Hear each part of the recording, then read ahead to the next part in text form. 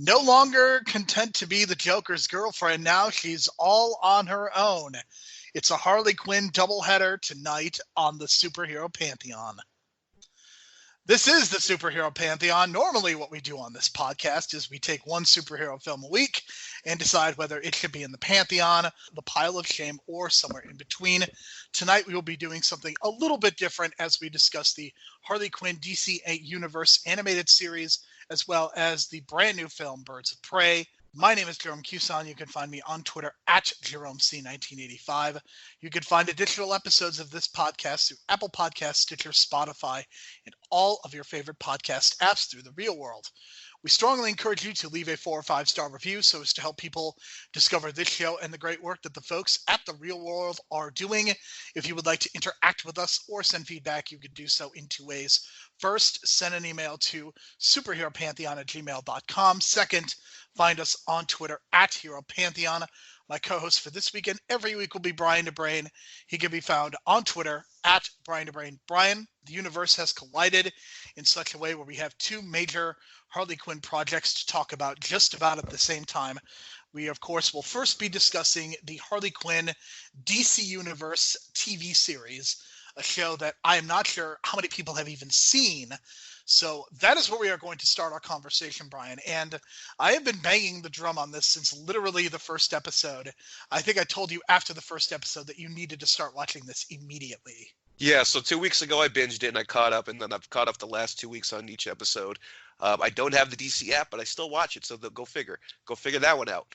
But because of that limitation, I think that's why, not a lot of people are watching it. But the people that are watching this have the same buzz that we have about it. It's very, it's very adult, which is great. And then, they're using F-bombs all over the place. Like the first episode, I was just kind of taken aback with how many F-bombs, you know what I mean? It was almost like watching the Clerks cartoon, but like totally uncut of what it would have been, you know what I mean? With like Jay and Silent Bob, because Harley Quinn has a very Jay kind of mouth, and it's totally unexpected but great. And then the kind of parallel that Birds of Prey kind of took, I don't know if it took from that or just the R rating kind of gave them leeway, but just this idea of an R-rated Harley Quinn, I think that's the way to go. Especially with this animated series, I think it just fits the tone so well. It's very reminiscent of the Venture Brothers TV show. I don't know if you're familiar with that, but Venture Brothers is this like Hanna-Barbera-esque homage kind of show that they kind of pay homage to. It's also about villains and arch nemesis and stuff like that. And I just couldn't help but think like they took a lot of those ideas, but in the best possible way. Because I think that, the idea of making fun of yourself and making fun of like arch villainy and this, and the Legion of Doom. That's what this is. It's basically just the Venture Brothers in the DC universe in Gotham City. So I love the concept and I love the idea. And I was hooked from episode 1. I absolutely was hooked from episode 1 as well. I heard an interview with the creators of this show, and I was just very excited to see what they were going to do with it. Because it sounded just completely fresh, something completely different.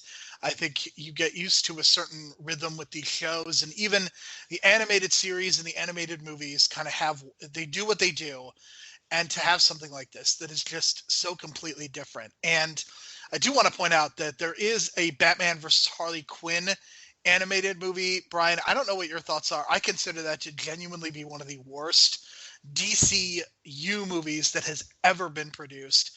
It is dreadfully unfunny. It's not good. And I think I was a little bit concerned that it would kind of veer in that direction. But the writing of this show is just very sharp, and there's a lot of great inside jokes as well. So clearly the people behind the show have a lot of love for the DC universe, both the animated universe as well as the movies and the comic books, because this is very much a show that it takes place within that universe and it feels very lived in.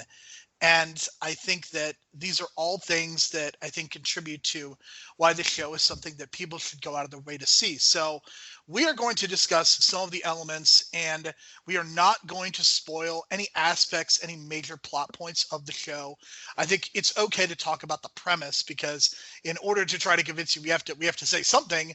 So Brian, let's go over first the premise of the show. The premise is very similar to Birds of Prey, that Harley Quinn and the Joker have broken up. That's something that occurs within the very first episode. And the rest of the series is Harley Quinn going out on her own, trying to strike out on her own, and kind of at first forming her own gang with the hopes of eventually being able to join the villainous group, the Legion of Doom. Would you say that is an accurate assessment of the show?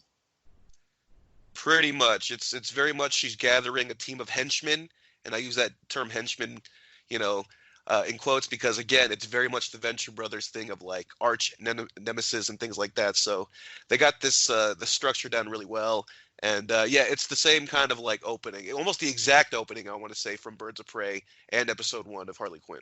And I think just to go over some of the voice cast, I give them a ton of credit for some of the voices that they have cast. Kaylee Cuoco, who is perhaps best known for The Big Bang Theory, she was on that show for an entire 11-year run, and it's pretty incredible to think that this is kind of her first project post The Big Bang Theory. She is not only the voice of Harley Quinn, but she also is listed as an executive producer. So that means that she clearly has some creative control and has clearly put herself into a position where this is something that has some significance to her. This is not just collecting a paycheck and doing a voiceover for 3 days and calling it a day. She clearly has some level of investment based on the fact that she is an executive producer. And again, I think speaking to the high quality aspects of the show, I mean, there's certainly some risks that are being taken with some of the language and some of the violence. And I think this is a role that is very much suited for Kaylee Cuoco, especially in this atmosphere. Yeah, and her performance is great. Like each episode, like you can tell she's giving it her all.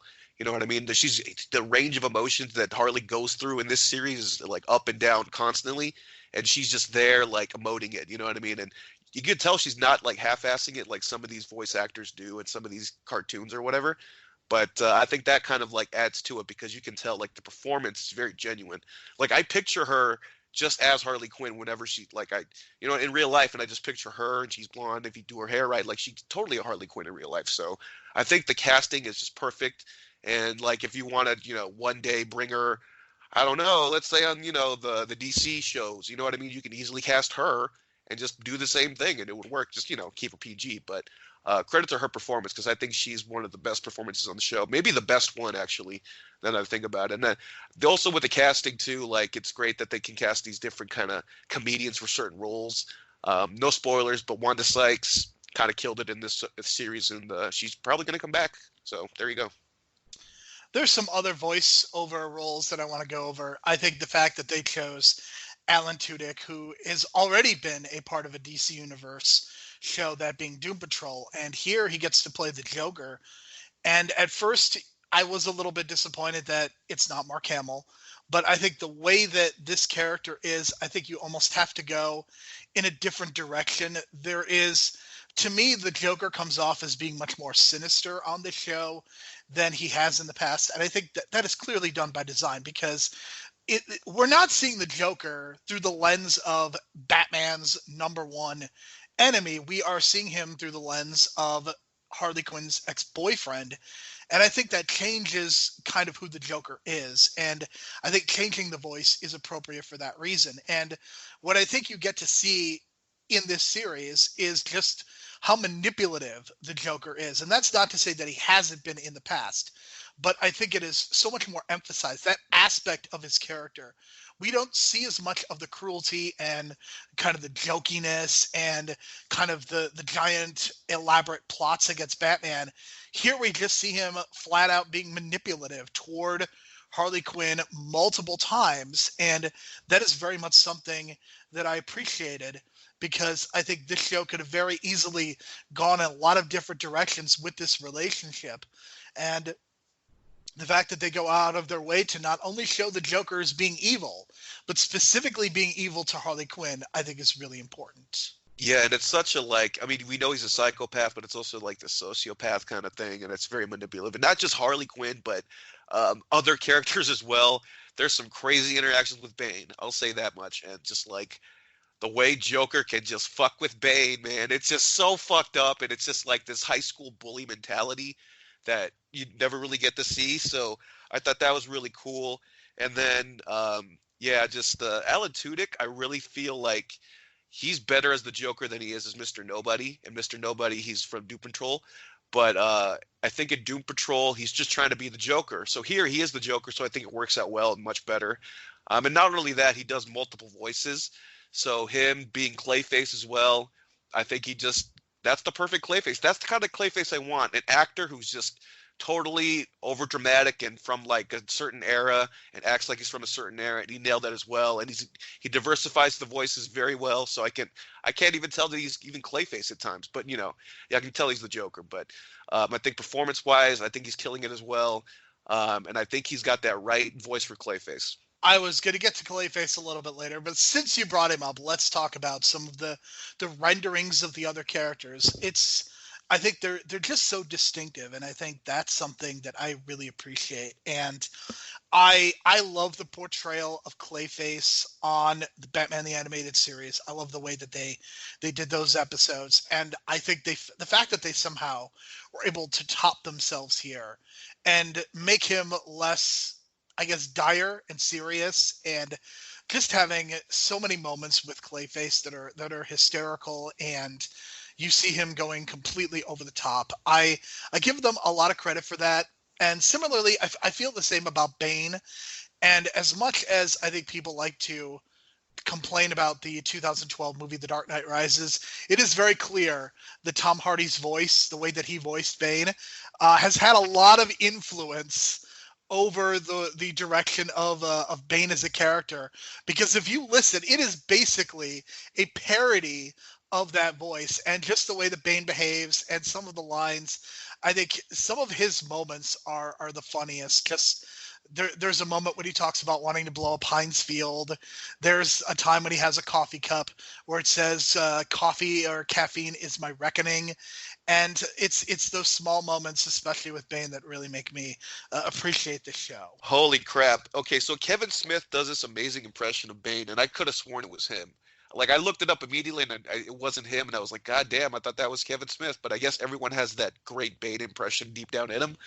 I can't stop laughing in my head just thinking about him and the Joker.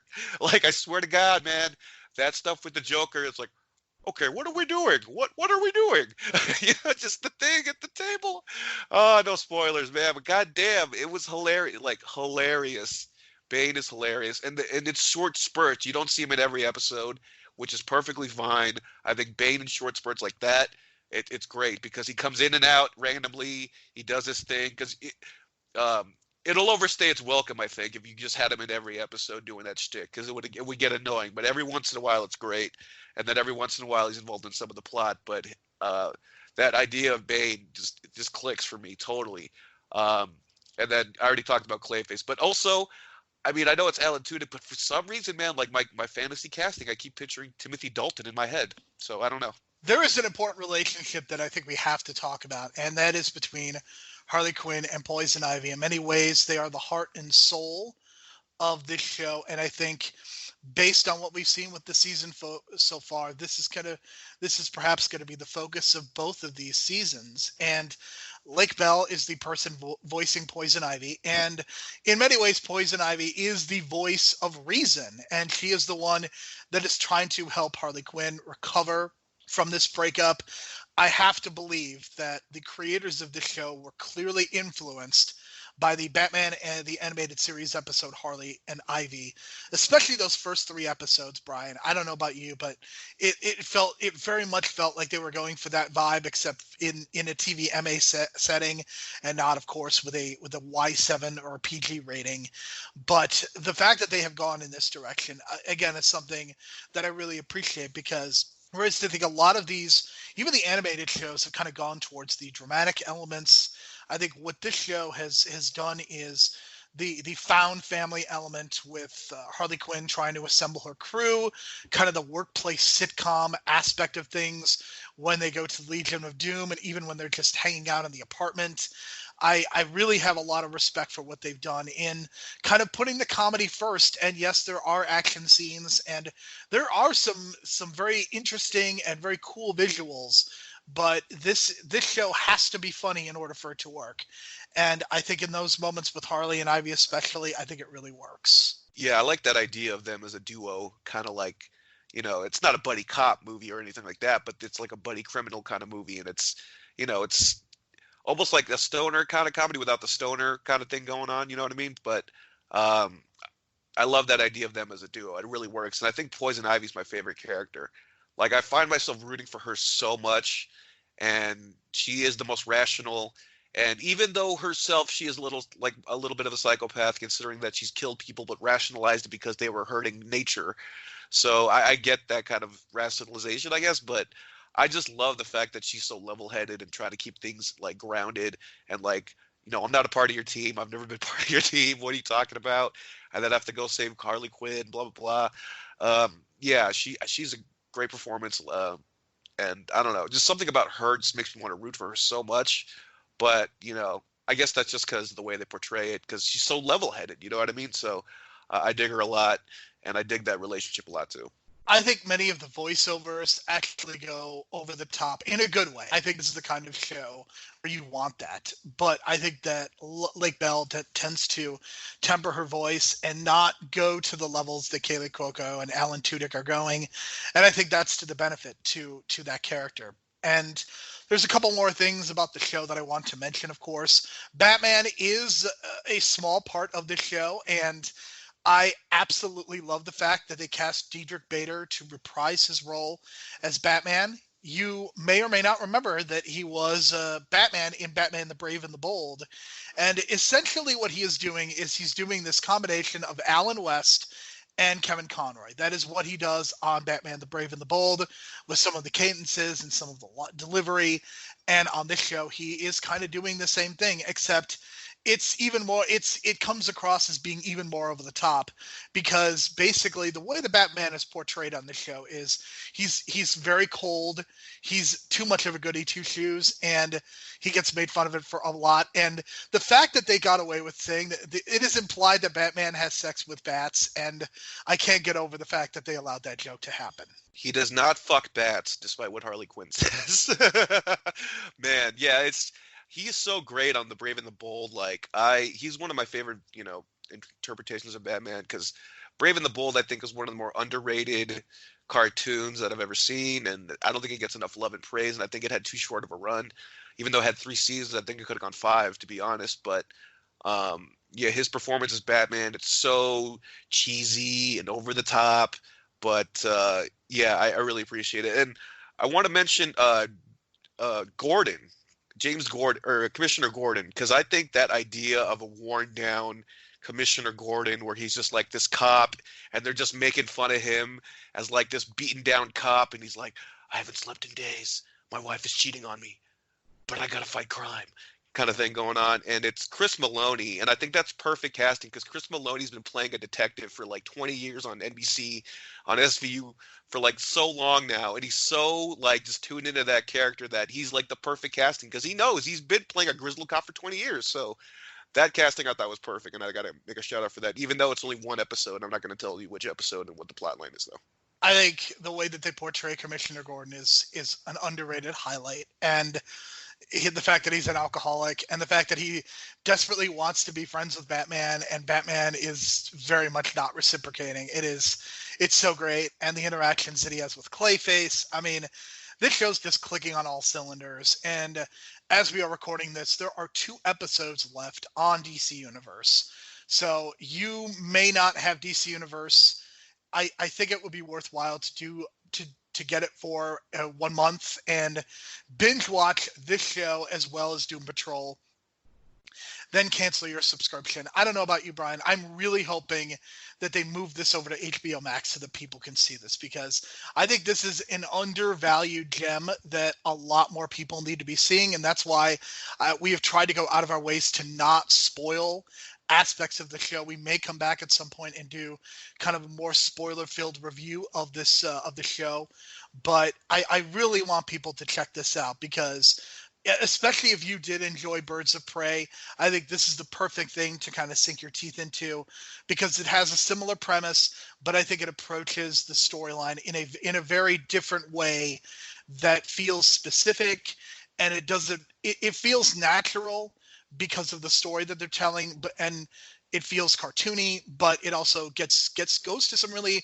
dark places. It reminds me of BoJack Horseman in some ways because you have this bad person that is kind of trying to better herself, and it's just really entertaining. Yeah, don't be surprised because the rumors that I've heard about that HBO Max app, they're gonna kind of just upload it, and we'll probably have the section that says DC app, and it'll be like its own section of it. So don't be surprised. But yeah, and also like I wouldn't be surprised like if they in like a couple years just kind of license it and put it on Adult Swim or something like that, because you can.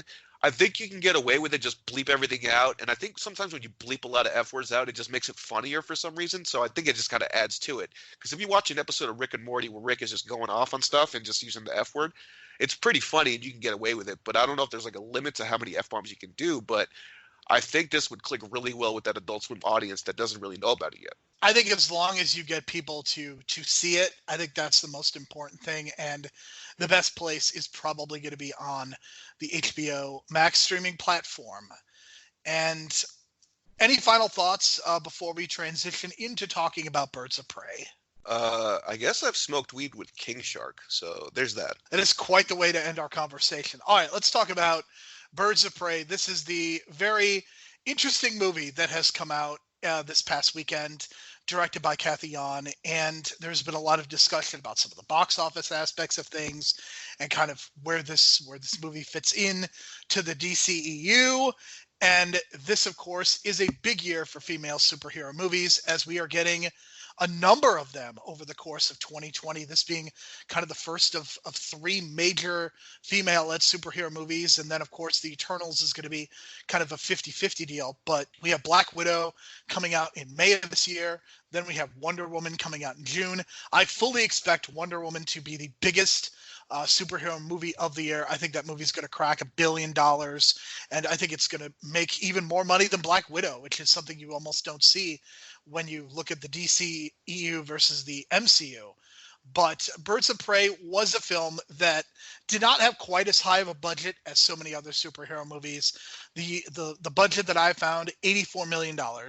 This past opening weekend, it made $33 million domestically, which has been considered a bit of a disappointment. But it did make $80 million total worldwide. Basically, this movie is probably going to break even, maybe be slightly profitable. Brian, I think there are a couple of things that I think have hurt this movie. I think not putting Harley Quinn in the title. I know it's the fantabulous emancipation of Harley Quinn. I almost wish that they had referred to this as Harley Quinn and the Birds of Prey. I also don't think they did as good of a job marketing some of the supporting characters as they did with Harley Quinn. I think releasing this on the same weekend as the Academy Awards, I think makes a huge difference. And that R rating, I think whenever you have that R rating, you are kind of restricting your audience. And I think there are a lot of teenage girls who might have wanted to see this, who maybe could not have for whatever reason, unless they're sneaking in, which is also possible. But I think that R rating certainly inhibits certain audience members. And I think for all those reasons, that's why this movie did not do as well, because I do not think the quality of this movie plays into that at all, because I think the movie is one of the most fun superhero movies I've seen since Deadpool. Yeah, I was trying to figure out too, because I was predicting maybe 50 or 60, but I mean, maybe you mentioned the Oscar stuff, and maybe there's this certain percentage of the audience are trying to go for the best picture contenders in all these Oscar nomination movies. That's why there's that little bump Oscar weekend for all those Oscar movies. That's every year. So I get that argument, but I don't know if that's enough to counteract that. I don't know if there's just I think it's something to do with the marketing, because I think a lot of people going into this were just like, what is this about? And I really didn't know what it was about until like recently, until I looked it up, and it was like, okay, Black Mask and blah, blah, blah, this weird plot. And then, like you said, the marketing is all about Harley. It's all this stuff about Harley, but then I know nothing about Huntress and Canary and Renee Montoya. So it's just like, it's weird. Like, I felt like they could have emphasized the other characters more, but I guess they weren't heavy star power enough, which I don't know if is really true, but maybe it just needed a little something more. But I do feel the movie just was entertaining as hell, like a fun action movie for sure, almost a little bit of a throwback. I expected nothing from the plot and the writing, but if you kind of throw that away, it's just a fun action movie, and it kind of fits within the DC universe. I do have some, quabbles with like where's Batman, kind of thinking in my head, but that's just me being a Batman snob, I guess. But yeah, I thought it would do more, but we'll see what it does, worldwide. Like maybe it can hit 500 worldwide. We'll see, because I know they were projecting maybe 600 or 700 worldwide, so that's gonna be interesting. And I hope this doesn't like diminish, like some other projects on the pipeline, potentially. I hope this doesn't scare anybody, because Joker obviously was rated R and did a ton of money, but I don't know if that's just like Joker's just more of like a more popular character worldwide, and that's what it is. Because I mean, Harley Quinn got really popular with Suicide Squad, but then Suicide Squad was PG-13, so maybe that was another reason why that made so much more money, because a lot of teenagers were like hooked on the Harley Quinn stuff and they went and saw it. So maybe you're right on the R-rated thing, but maybe just some other movies got a bump because people were buying tickets for that, and the kids were sneaking into Harley Quinn. So. Well, I think what makes this situation so interesting is just like Kaylee Cuoco is a listed producer on the Harley Quinn animated series, you have Margot Robbie listed as a producer for this series as well. And I think that is very unique. I cannot think of a lot of people who have been listed as producers in these superhero franchises. Robert Downey Jr., as much power as he had over the years, he was never given any sort of a producer credit or any sort of creative control. And I think that's really fascinating to me. And Margot Robbie is not only a star, but she is somebody who is producing and creating these projects and bringing forth female filmmakers. Someone like Kathy Yan has not directed really anything of note. She has done a couple of smaller short films and an indie movie from last year, and then she's doing something that has a moderate budget. And I think that what makes this movie so fun is that it is funny, but it is also action packed. And I love the fact that, yes, there is a little bit of CGI, but it is so well hidden. The action sequences are so great. And I know that you have a little bit of insight to this as to why some of the action was so good. Yeah, so I guess in like the summer of last year, they wanted to beef up some of the action sequences. So they kind of hired the director for John Wick to kind of spice up the action sequences. And that's why the action sequences in Birds of Prey are freaking awesome. Like really well thought out and really well done. Like my kind of criticism of John Wick 3 is that it became more of this like, okay, here's another fight. And it just became like a lot of punching and kicking and shooting and throwing knives and stuff. But it felt like in Birds of Prey, they really used like the elements of the environment really well. Like, so they did the action sequence right in that police station, right? And you kind of had this limited kind of space, but the way they shot it and the use of color and the way that, each movement is not necessarily super fast, but you can kind of see the movement and see what's going on. And it's not too slow like The Matrix. I just feel that style is like the next way to go in terms of action sequences. Like I think, or fight sequences. That John Wick quote unquote style, I think, is going to influence the next 15, 20 years of like action filmmaking, because it's clearly here now. I mean, in this movie, and the way they're shooting these action sequences are great. And especially in like something that's really tough to shoot is like, to me, is like sprinklers in the ceiling and then falling water from the ceiling. God, that's so difficult to shoot. And they pulled it off, man, because the thing about water on film is like you gotta like add a little color to it so it picks up on the camera. So there's just all this pouring water around the set. I can just imagine. And then the fact that they pulled off these sequences and they're just really well thought out, and like the motions behind everything. And then, the way that even in some of the scenes where they incorporate the baseball bat. And I mean, you watch Suicide Squad and she's using the bat, but it's kind of forgetful of how she uses it.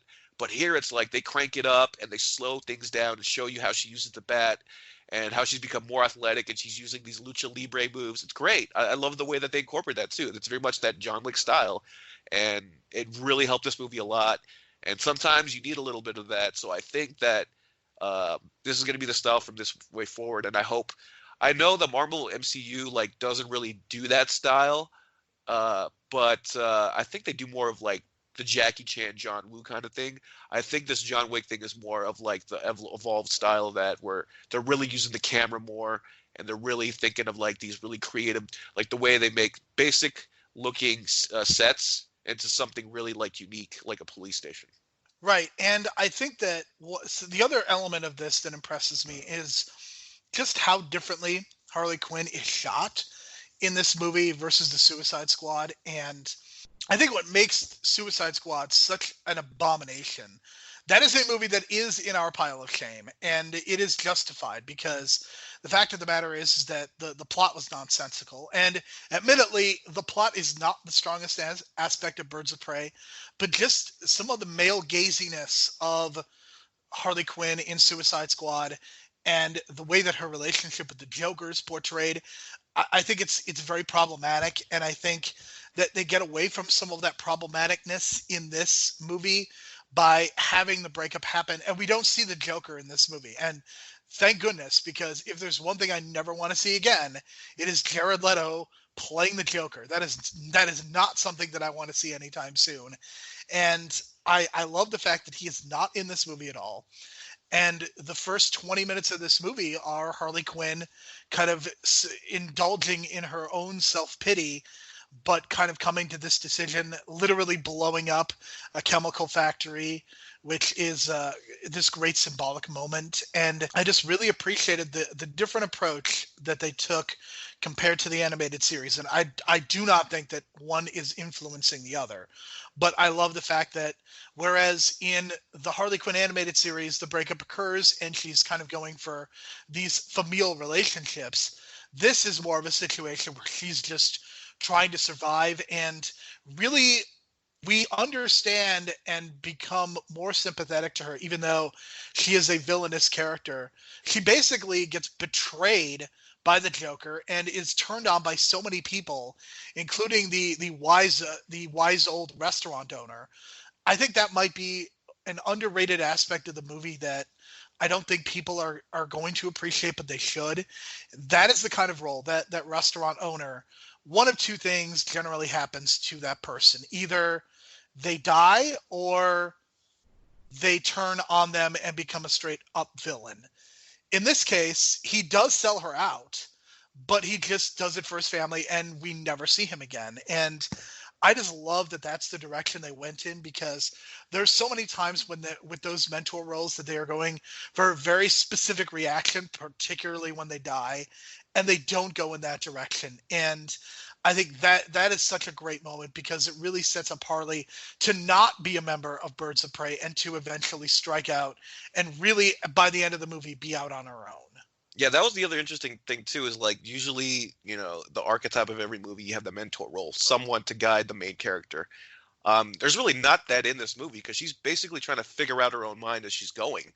So they kind of allude to that as well, where like she's almost like talking to herself in like the picture she's looking at, kind of thing. So yeah, I thought the way that they kind of did that and switch up the archetypes a little bit, like yeah, it's a very refreshing movie in terms of the writing as well. It's very different. Like it's not your standard, predictable kind of action movie. Like even the ending, I didn't like see coming. Like no one saw the ending coming in terms of like spoiler alert how Black Mask gets killed. Like the way they did it was just like it wasn't anticlimactic, but it just was like, oh wow, okay, that's refreshing. They saved some time and they kind of.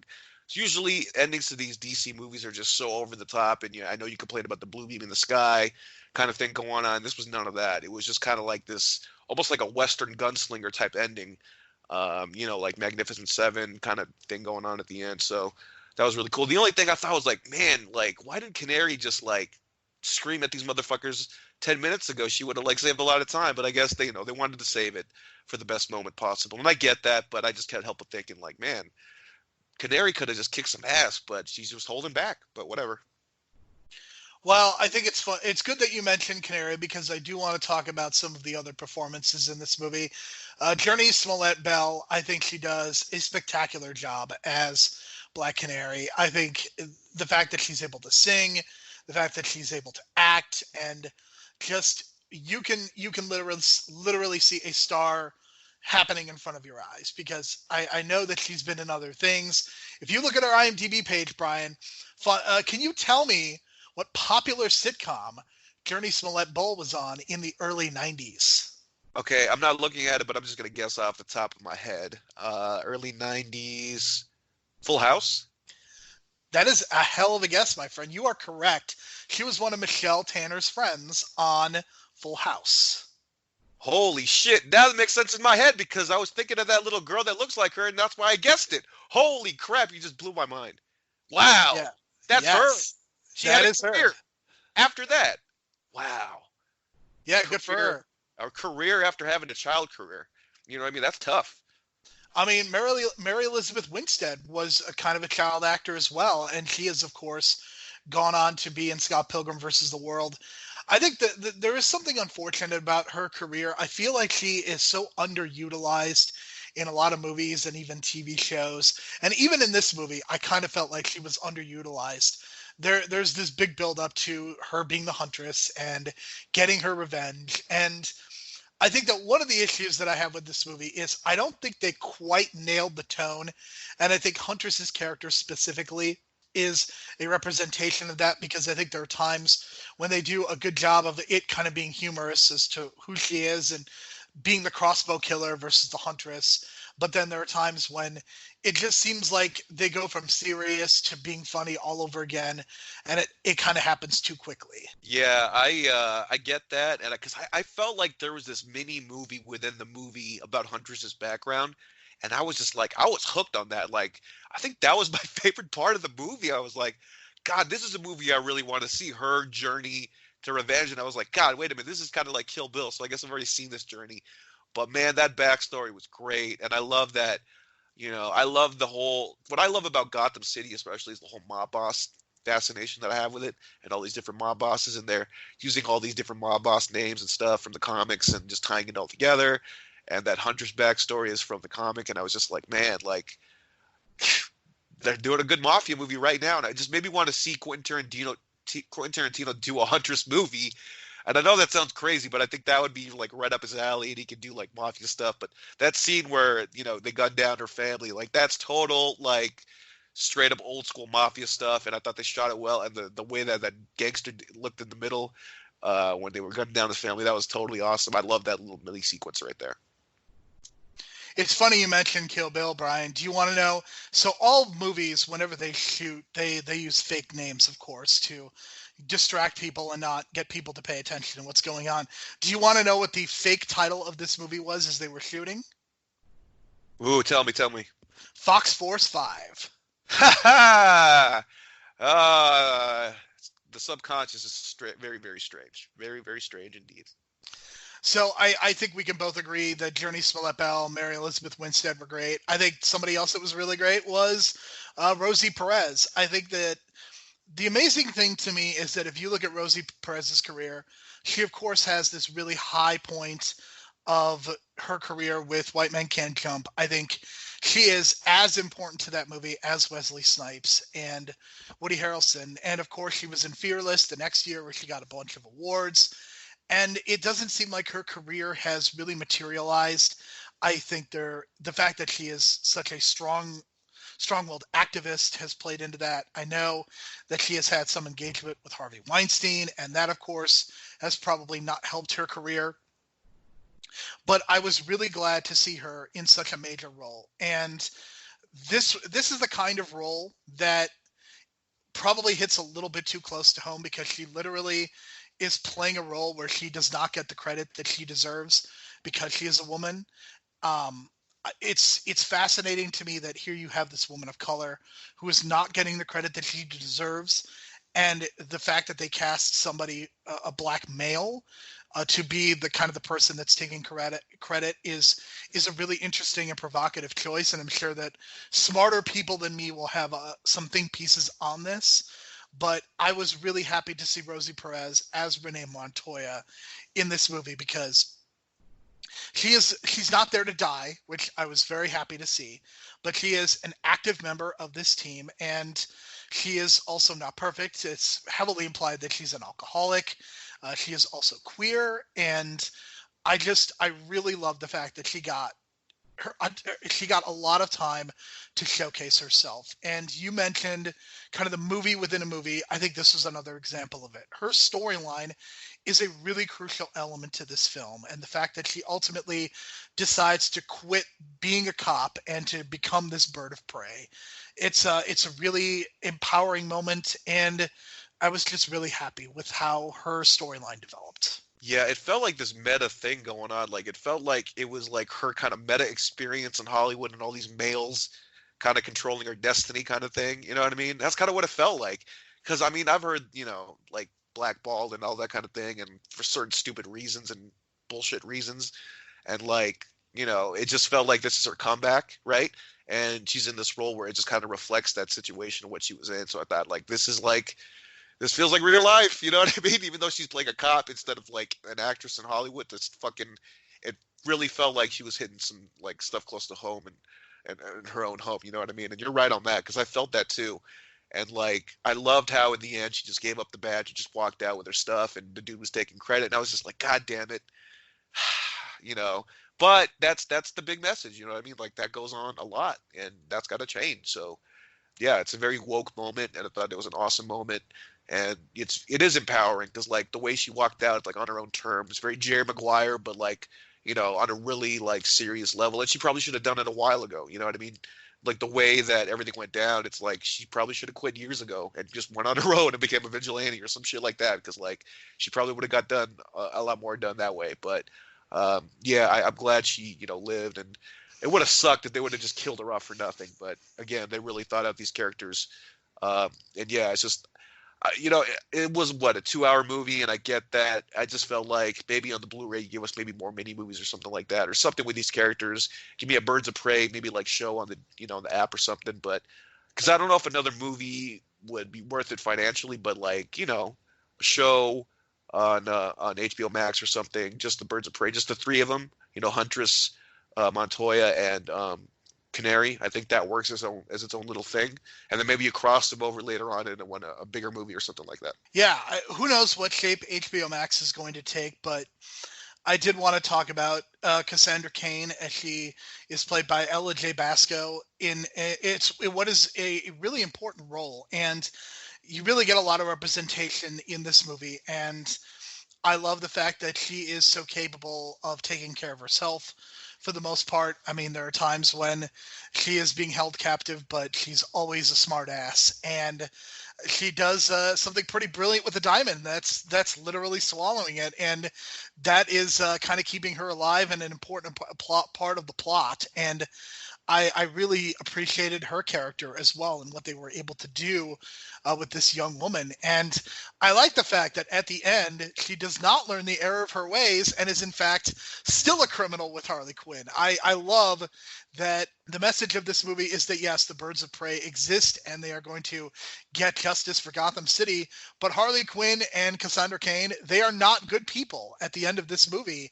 And in a way, yes, Harley Quinn is a part of this, but it's funny to me that this movie was advertised as Birds of Prey and the emancipation of Harley Quinn when it ultimately becomes about kind of two separate journeys, the Birds of Prey forming and then Harley Quinn once again going out with Cassandra Cain. So you almost have these two diverging plot lines that perhaps will get addressed in a movie of some sort. Perhaps the Suicide Squad will address this in some way, but I think it's really fascinating to me that Harley Quinn is not part of this team, and that the origin of this is basically with three characters who were barely featured in the trailers. Yeah, I think what it's gonna end up being is like Harley will never fully be part of a team. Like she was never really part of the Suicide Squad. She left the team. And maybe that's gonna be her thing. She'll be a revolving door with these different teams, and then maybe one day down the line, like the Birds of Prey will team up with Suicide Squad or something crazy like that. And I don't know. Hopefully things go well enough for both those movies that you could do something like that. But yeah, I just thought that I wanted to mention Victor Zsasz, man. I don't know I forget who played him, but I thought he was fantastic in that role. I don't know about you, but he got that creepiness down for me, and I was just like, God, he's playing a really great psycho killer right now.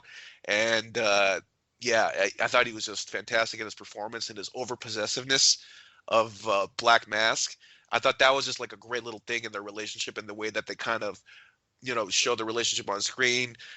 Black Mask is supposed to be a gay character. Is Victor Zsasz? I don't know, but they kind of have this relationship where they're very close to each other and they trust each other a lot.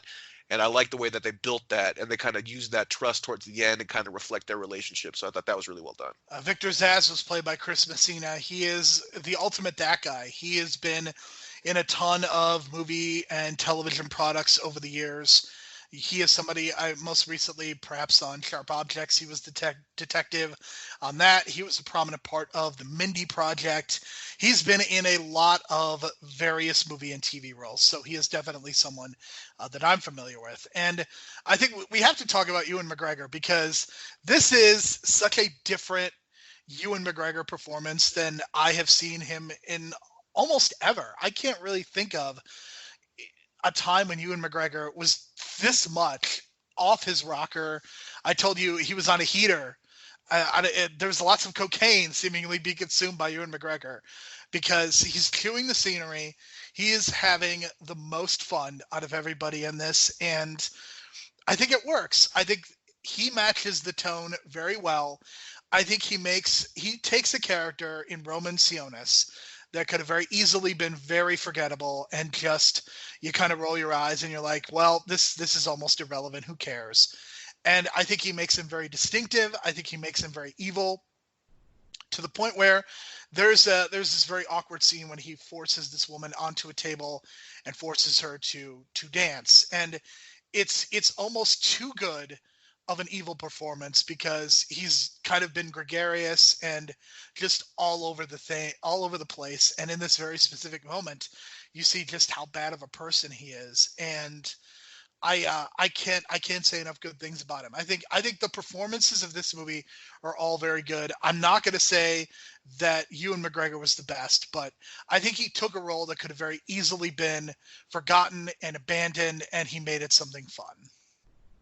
Yeah, it's all about tone, I think. The way he can shift from like over the top, eccentric, the way he was showing Canary around his apartment, that was fantastic. I thought he was just getting excited for like the littlest things about these little almost meaningless, objects in his collection, but he was just obsess over little things.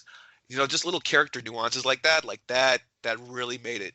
And then going from that kind of tone to that dark tone where he's at the club and then he makes the lady strip down. And then not only that, it's just the fact that he made the boyfriend take a knife and cut the dress off just to entertain him. You know what I mean? Just like, wow. You know what I mean? And he was just like, he went from being funny to being totally serious in that short switch of time, and just like, wow, he's really into it.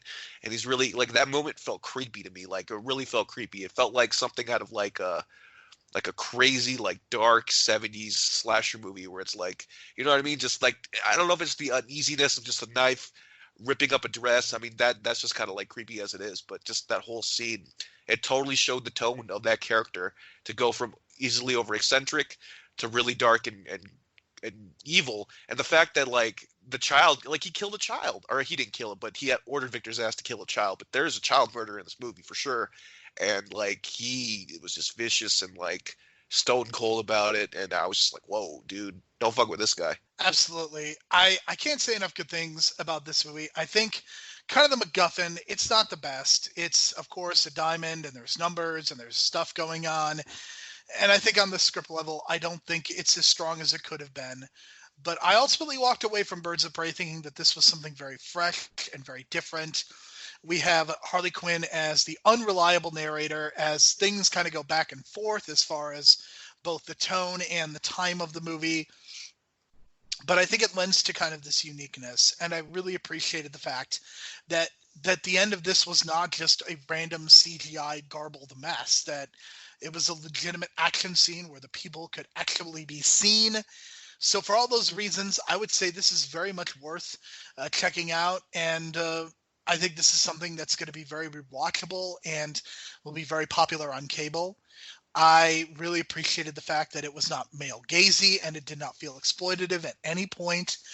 And regardless of what the box office is, I think this is something that is worthwhile. And I hope that Kathy Yon gets more opportunities, because she has a very keen eye. And the biggest difference to me between the DC movies and the Marvel movies at this point, it is very clear that DC movies have are letting their filmmakers have their individual visions much more so than the MCU, and I think that's a really, really good thing. Yeah, I'm hoping a lot more people check this out down the line. Definitely going to pick this up for Black Friday. That's for sure. I can kind of picture the timeline in my head. So it's definitely going to be one of those Black Friday $5 deals that I'm definitely going to take advantage of. But definitely see it in theaters, I think, because especially like the colors, I think really come off well in this movie, and that theater experience, I think it's worth it. Especially the action sequences, they look beautiful, and and there's this one scene where they kind of do that homage to Marilyn Monroe, and at that moment I kept thinking, man, what if she plays Lucille Ball in a movie? I think she would kill it.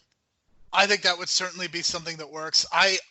What always throws me off is Margot Robbie has been doing the awards circuit, and I always forget that she's not American, that she's Australian, and whenever she uses her real accent, it throws me off. Yeah, I feel that, but just imagine her being Lucille Ball. I think that would be her next.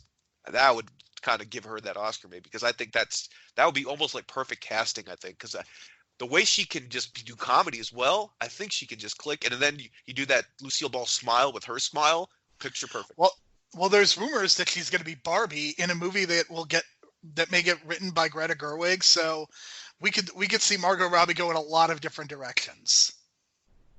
Absolutely. But then, let her do like small independent stuff if she wants to. I mean, she's got a lot of talent, So let her do whatever she wants. And I like the fact she's doing the Bradley Cooper thing. I don't know. To me, that's the smart move. I think if you're this big up and coming actress, I think try to get some producer, credits and start learning the business a little more. Because I think you're going to end up better along in the long term. Because I think Bradley Cooper kind of set himself for that 20 years down the line when he doesn't have to act anymore. He doesn't want to act. So I think she's on the right path for that. Like, wouldn't surprise me if she started directing movies in like 5 years. Well, I think you're seeing a lot of, especially female performers, go in this direction. Reese Witherspoon has, as a producer, she's got shows streaming on like a bajillion different platforms at this point. And I mean, I think that's representative of something that Nicole Kidman is also doing. I think you're just seeing these actors kind of take the next step in their careers, and if they're not getting the roles they want or desire, then they're going to become producers and make them on their own. And I think that's a really positive thing. And I'm certainly very hopeful that we will continue to go in this direction, because I think giving women agency in the industry is crucial. And I think this is what happens. I think you end up with something that is very satisfying and is something that I would be proud to show somebody who is, a teenage girl especially. I think this is the kind of movie that could work. So, Brian, any final thoughts on Birds of Prey before we call it a night? The only thing that got me lingering is that the Batman thing. Like, I think Batman would have figured out this shit was going on by the end and just showed up. I think the premise is that Batman has, very similar to actually the Batwoman CW series, the idea is that Batman has quote unquote abandoned Gotham City. I think that's what they're kind of going for. Well, I think they got to mention that, because I couldn't help but think like Batman would have figured all of this out by now, especially in the 4-day span this movie takes place in. Like, I thought by the third day he would have figured out Black Mask. The fact that Black Mask is calling himself the biggest criminal in Gotham, I was like, okay, so Batman knows about you, right? But that's just me being a Batman snob, apparently, according to my friends, because like I criticize Gotham for the same shit, and they're like, Gotham is bigger than Batman, and blah blah blah, and I'm like, whatever. Batman is like the center of the universe in terms of for Gotham City, in my opinion. So whatever. All right, so we very much appreciate all of you for listening to this show. What we're going to do next week is we are going to be going kind of back into the animated realm. And Brian, I think we are going to review a movie that is currently streaming on Disney Plus, so you can watch it. And it is kind of a forgotten movie, but I think it's something worth discussing. Big Hero 6. Yeah, it was kind of cool because it's one of the few times I went to the movies with my brother, just me and him. And that's very much a brother movie, so I think it was the right movie for us to see. And I didn't see it coming, some of the twists and turns, because I usually predict the stuff, and they didn't go with some of the predictions I went. I was kind of surprised. So very surprising, and I can't believe Disney licensed a Marvel property like that's just so random, but they made it work into its own movie, and it did really well. So. Yes, so that is what we will be discussing next week, Big Hero 6, and then Megamind the week after, and then who knows what else. as we are slowly coming to the end here. At some point before the end of 2020, we will be shifting in a different direction. We are going to go back and review some of our 2019 movies as well at some point very soon. We'll be hitting the first half of 2019. But we want to thank you again for listening. We will talk to you again next week. So you want to hear a secret? Batman